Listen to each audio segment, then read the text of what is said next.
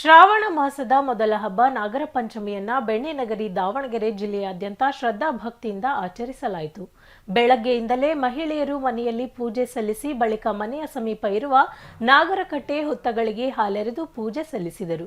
ನಾಗರ ಪಂಚಮಿ ಎಲ್ಲ ಹಬ್ಬಗಳಿಗೆ ಮುನ್ನುಡಿ ಬರೆಯುವ ಹಬ್ಬವಾಗಿದ್ದು, ಮಹಿಳೆಯರು ಹಬ್ಬವನ್ನ ಶ್ರದ್ಧಾ ಭಕ್ತಿಯಿಂದ ಆಚರಿಸುವ ಮೂಲಕ ಭಕ್ತಿಯ ಪರಾಕಾಷ್ಠೆ ಮೆರೆದರು. ಹಾಗೆ ನೀವು ಇಲ್ಲೆಲ್ಲ ನೋಡ್ಬೋದು, ವಿಗ್ರಹಗಳಿದೆ. ನಾವು ಇದಕ್ಕೆ ಬಂದು ಪೂಜೆ ಮಾಡ್ತೀವಿ. ಹಾಗೆ ಗಂಗಮ್ಮನ ಪೂಜೆ ಅಂತ ಅಲ್ಲೂ ಮಾಡ್ತೀವಿ. ಮತ್ತು ಇದು ತುಂಬ ಹಿಸ್ಟಾರಿಕಲ್ ಪ್ಲೇಸ್ ಅಂತ ಹೇಳ್ಬೋದು.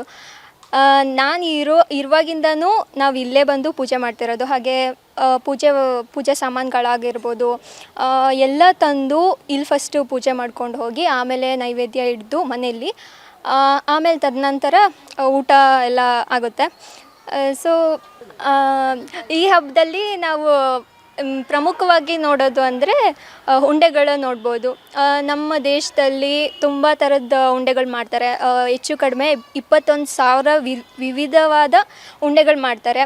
ಅದೇ ಥರ ನಾವು ಲೋಕಲ್ಲಾಗಿ ಮಾಡೋದು ಮಂಡಕ್ಕಿ ಉಂಡೆ, ಶೇಂಗಾ ಉಂಡೆ, ಕಡಲೆ ಉಂಡೆ ಮಾಡ್ತೀವಿ. ಸೊ ಇದೆಲ್ಲ ನಮ್ಮ ಆರೋಗ್ಯಕ್ಕೆ ಒಳ್ಳೆಯದು. ನಮ್ಮ ಹಿರಿಯರು ಏನೋ ಒಂದು ಪದ್ಧತಿ ಮಾಡಿರ್ತಾರೆ ಅಂತಂದರೆ ಅದಕ್ಕೆಲ್ಲ ಒಂದು ರೀಸನ್ ಇರುತ್ತೆ. ನಾನು ಕೇಳ್ಕೊಳ್ಳೋದಿಷ್ಟೇ, ಈ ಮಾಡ್ರನ್ ಯುಗದಲ್ಲಿ ನಮಗೆ ಉಂಡೆ ಎಲ್ಲ ತಿನ್ನೋಕ್ಕಾಗಲ್ಲ ಹಂಗೆ ಹಿಂಗೆ ಹೇಳೋರು, ಪ್ಲೀಸ್ ಉಂಡೆಗಳನ್ನ ತಿನ್ನಿ. ನಿಮ್ಮ ದೇಹದಲ್ಲಿ ಬೇಕಾಗಿರುವಂಥ ಎಲ್ಲ ವಿಟಮಿನ್ಸ್ ಏನಾದರೂ ಆಗಿರ್ಬೋದು, ಪ್ರೋಟೀನ್ಸ್ ಆಗಿರ್ಬೋದು, ಎಲ್ಲ ಸಿಗುತ್ತೆ ಇದರಲ್ಲಿ. ಪಂಚಮಿ ಮತ್ತು ನಾಗ ಚತುರ್ಥಿ ಅಂತ 2 ದಿವಸ ನಾಗ ಪೂಜೆಯನ್ನು ಮಾಡ್ತೀವಿ. ಯಾವ ದೋಷ ಇದ್ರೂ ಪರಿಹಾರ ಆಗುತ್ತೆ ಅಂತ ಮೊದಲ ಹಬ್ಬ ಬರೋದೇ ಇದು ನಾಗ ಚೌತಿ ಮತ್ತು ನಾಗ ಪಂಚಮಿ ಹಬ್ಬನ. ಇದು ಹೆಣ್ಮಕ್ಳು ತುಂಬ ಇದು ಮಡಿಯಿಂದ ಮುಂಜಾನೆ ಎದ್ದು ಎಲ್ಲನೂ ಶುದ್ಧ ಮಡಿಯಿಂದ ಮಾಡಬೇಕು ಎಲ್ಲನೂ. ಮತ್ತು ಎಲ್ರಿಗೂ ಏನು ದೋಷ ಇದ್ರೂ ಪರಿಹಾರ ಮಾಡೋಕ್ಕೆ ಎಲ್ಲರೂ ಸಂಸಾರ ಸಮೇತ ಬಂದು ಮಾಡ್ತಾರೆ. ಮತ್ತು ಈ ಹಬ್ಬಕ್ಕೆ ವಿಶೇಷತೆ ಅಂದರೆ ಉಂಡೆಗಳನ್ನು ಮಾಡ್ತಾರೆ ಮನೆಯಲ್ಲಿ.